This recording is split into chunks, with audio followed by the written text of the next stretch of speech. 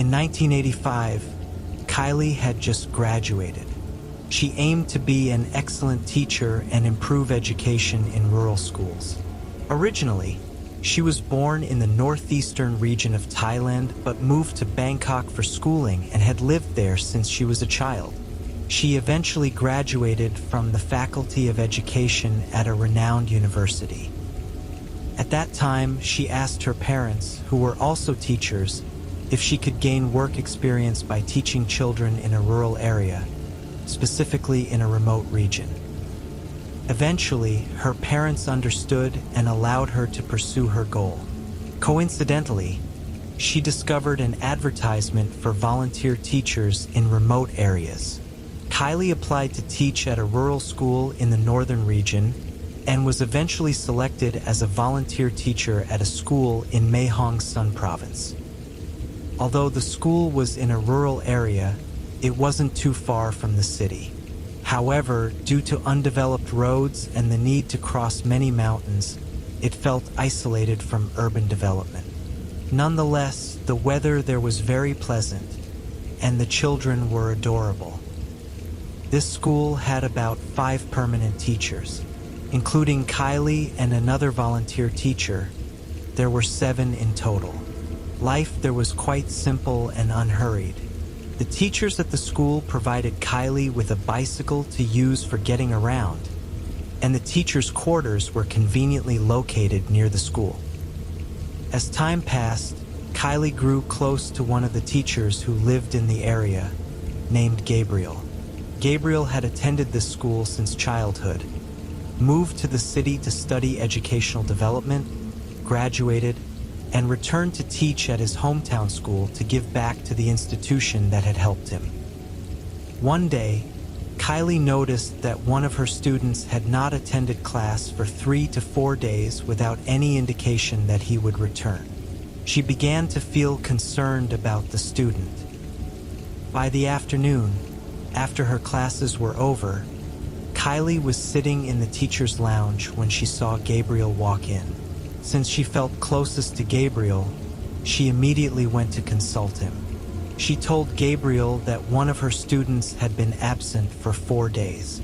She had asked the student's friends to check on him at home, but their parents wouldn't allow them to go.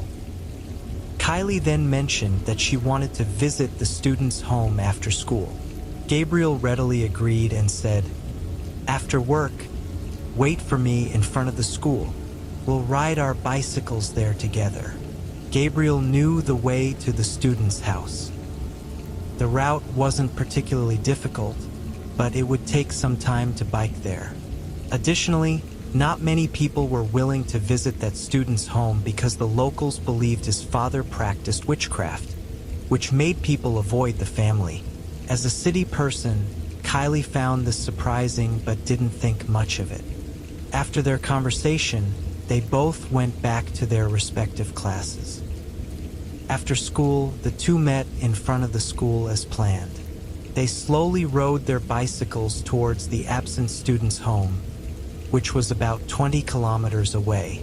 Gabriel led the way on the red dirt road, flanked by teak trees. Kylie thought to herself that if it rained, the dirt would turn into red mud, making travel much more difficult. Although the teak forest on either side of the road was relatively sparse, she realized that in the evening or at night, this road would be dark and desolate. Before long, they arrived at the student's home. The boy was only 8 years old. His house was situated in the middle of the forest, with about 10 vegetable plots behind it. Some plots had thriving vegetables, but others were wilting, seemingly neglected and unwatered. The house itself was a high-stilt wooden house with decaying wooden plank walls. According to the student's background, he lived alone with his father, who worked as a vegetable farmer. His mother had passed away long ago. They had some relatives living in a nearby village. Gabriel called out to see if anyone was home. Shortly after, the little boy came running out, greeting the two teachers with a dirty, unkempt appearance, as if he hadn't bathed in days. Kylie warmly told the boy that they had come to visit and asked about his well-being out of concern. The boy reassured them that he was fine, but mentioned that his father was ill, lying in bed upstairs. Upon hearing this, Kylie asked the boy to take them to see his father. The innocent child led the two teachers up to the house. The wooden floorboards creaked under their weight. Kylie noticed the boy's father sleeping under a mosquito net in the corner of the house.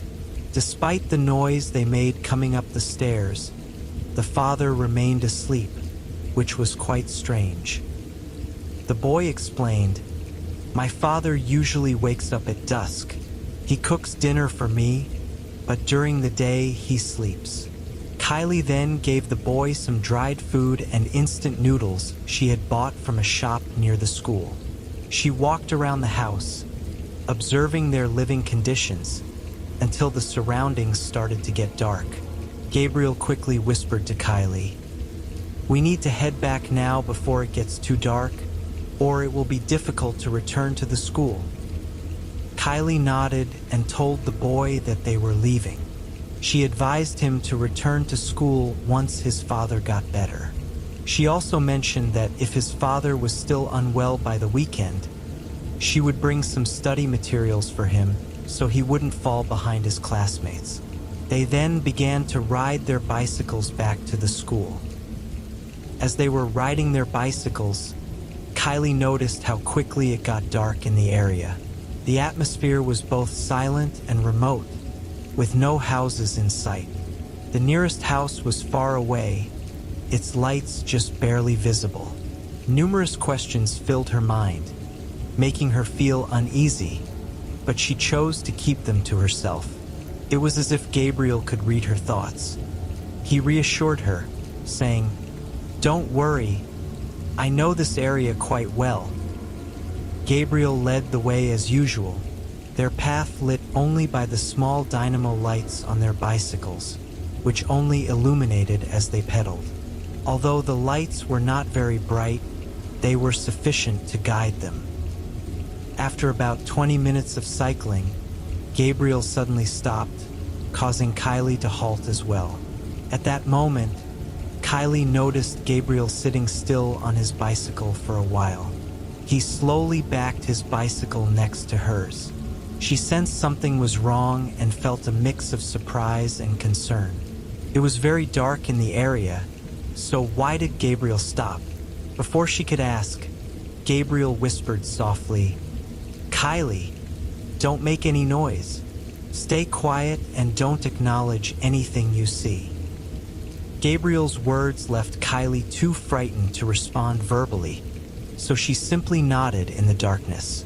She then noticed, about 10 meters ahead, a strange light floating in the air. It was a red light, not blinking, and it was moving towards them. The light came closer until it was less than 5 meters away. At that point, Kylie began to hear a noise from the light, like water boiling. She felt increasingly uneasy, not knowing what the light was. Additionally, she began to smell a foul odor, like that of a long-dead animal. Kylie struggled to keep herself from screaming. Suddenly, the light stopped and gradually floated into the forest. They both stood still, watching the strange light until it disappeared from their sight. Gabriel whispered, "It's gone. Let's head back quickly." They hurriedly pedaled their bicycles back to the school without speaking about the strange light they had encountered. Once they arrived at the school, they quickly went to their respective quarters within the school grounds, which were the teachers' official residences. After that incident, neither Kylie nor Gabriel told anyone about the strange light. They feared that if they shared the story, the other teachers would laugh at them. Moreover, they had no evidence of the mysterious light. Speaking about it wouldn't benefit anyone and would likely be met with disbelief. Therefore, they decided to keep the incident to themselves. A few days later, the student whom Kylie had visited returned to school. Kylie asked him to meet her after class to inquire about his father's condition. She learned that his father was feeling better. Kylie told the boy, "If you have any problems, come to me. Maybe I can help." The grateful child thanked her, gave a respectful why, and ran off to play with his friends. That day, Kylie felt much more at ease. She hoped that everything would go well from then on. However, that very night, something strange happened. That night, Kylie was grading student assignments until late. It was nearly midnight when she was in her second-floor room in the teacher's residence. As she looked around, she thought about how eerily quiet the school was at this hour. The only sound breaking the silence was the occasional howling of dogs carried by the wind. Feeling sleepy, Kylie decided to turn off the lights and go to bed. But before she could, she happened to glance towards the school and saw a strange light. It was the same kind of light she had seen on the way back from visiting the student's home. The light was hovering near the bathrooms next to the classroom building. Terrified, she quickly closed her curtains. However, her curiosity got the better of her, and she peeked through the curtains to get another look at the strange light. There was some ambient light in the school which allowed her to see the light clearly. To her shock, the light wasn't just a simple light. It was emanating from the body of a man. Kylie couldn't see clearly where exactly the light was coming from, but it was definitely radiating from the area around the man's head. She watched as the figure slowly walked from the bathrooms towards the dense forest behind the school. Once Kylie regained her senses, she quickly moved and jumped into her bed, trying her best to fall asleep despite the fear and confusion she felt from what she had just witnessed. The next morning, Kylie felt a bit exhausted due to staying up late. She quickly showered and dressed to go teach her students as usual. When she arrived at school, she shared with Gabriel what she had seen the night before. Gabriel looked slightly shocked and told Kylie that he had started seeing the strange lights floating around the school area 2 to 3 times already, but hadn't dared to tell anyone, fearing it would become a rumor and scare the students, teachers, and villagers. Moreover, the night before, there was news that an old man who lived near the house of a student they visited had just passed away. His body was found with his eyes wide open, as if frightened by something, causing him to die of a heart attack. Gabriel pondered for a moment before turning to Kylie and saying he would take her to see his grandmother. He remembered that she had told him stories about mysterious fireballs at night when he was a child.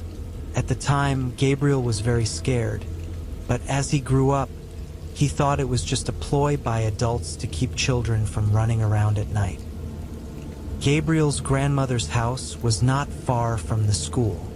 When the two of them arrived and recounted the entire incident to her, she shouted loudly, startling both of them. She exclaimed that it was the fireball of a starving demon, known in olden times as Faifong. The old woman spat her beetle nut into a nearby spittoon and then turned to speak to them. "That light," she said, "can make us ill if it touches us. People in the past said it is afraid of women's skirts because it involves black magic practitioners who have been possessed by their own spells. If you cover its head with a woman's skirt, its dark magic will weaken, rendering it powerless. Then you will see who the ghost really is, for it will die the next day." After talking with Gabriel's grandmother, Kylie became very cautious, avoiding going out at night. Even at school, she hurried to finish her personal tasks and quickly retreated to her room, only going out when absolutely necessary. This behavior made others curious, but she tried to subtly advise everyone that it was best not to go out at night. Some teachers were skeptical, But so far, no one had seen or encountered the mysterious lights of the starving demon. Until one day, the school principal called for a meeting with all the teachers to urgently help prepare a report to be sent to the central office. By the time everything was finished, it was already 9 o'clock at night. When Kylie returned to her quarters, she quickly went to wash clothes at the back of the teacher's residence with 2 other female teachers. It seemed that everyone finished washing their clothes before Kylie, but she noticed she was almost done too, so she told the others to go ahead. At that moment, she was left alone. Kylie sat with her back to the forest behind the teacher's quarters, concentrating on her washing. After a while, she heard a strange noise, but it wasn't very clear. She turned to look at the forest behind her, but saw nothing unusual, so she resumed washing.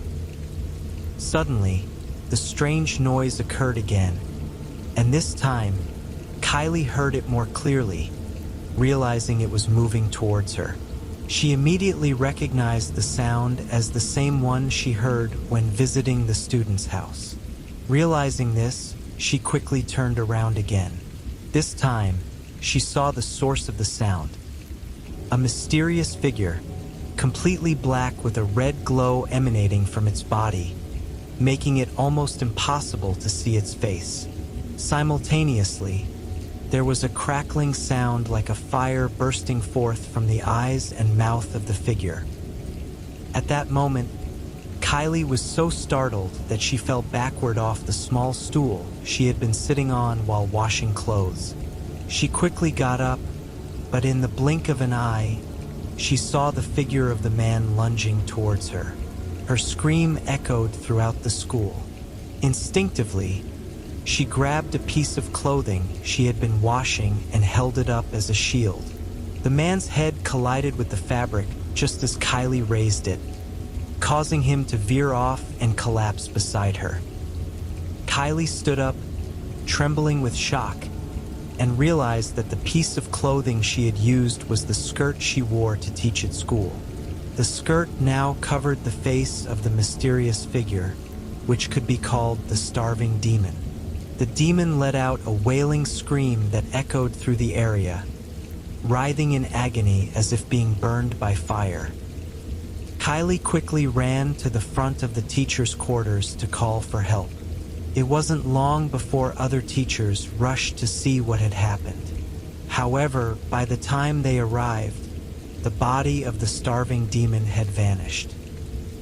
Gabriel cautiously walked over and used the end of a broom to carefully prod the skirt that lay on the ground. Everyone was astonished when they discovered a small box, resembling a medicine container, lying beneath the skirt. Gathering his courage, Gabriel picked up the box and opened it, causing everyone to turn away due to the overwhelming stench that emanated from it, making them feel nauseous. Gabriel quickly set the box down and examined its contents, finding it filled with disgusting items: blood-stained needles, maggots, and some kind of thick animal oil. The group decided to burn the skirt and the box immediately. It didn't take long for the skirt and the box to be reduced to ashes. Gabriel stood watching the remnants of the skirt and box, now charred and smoldering, and whispered to Kylie, "Tomorrow we'll find out who it was." The next morning, the child Kylie had visited did not come to school. By the afternoon, the parent of another student informed the school that the father of the child Kylie had visited had died the previous night. His body was found in a decomposed state as if he had been dead for 5 days, even though he had only passed away the night before. The village head and residents hastily arranged for his cremation, fearing the corpse would decay further.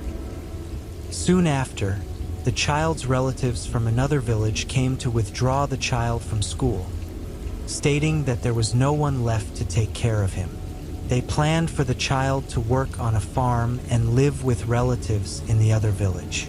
Throughout these events, Kylie couldn't determine what she had encountered that night. She was hesitant to conclude that the child's father was the starving demon since she never got a clear look at the ghost's face. Moreover, she had only heard about the starving demon when she started volunteering as a teacher. Kylie and Gabriel kept this incident to themselves and did not share it with the other teachers. After that night, Kylie never saw the strange lights or anything unusual at the school again. Her volunteer teaching period eventually came to an end, and she had to say goodbye to the school and her beloved students to return to her hometown. To this day, Kylie has not had the opportunity to visit that school again.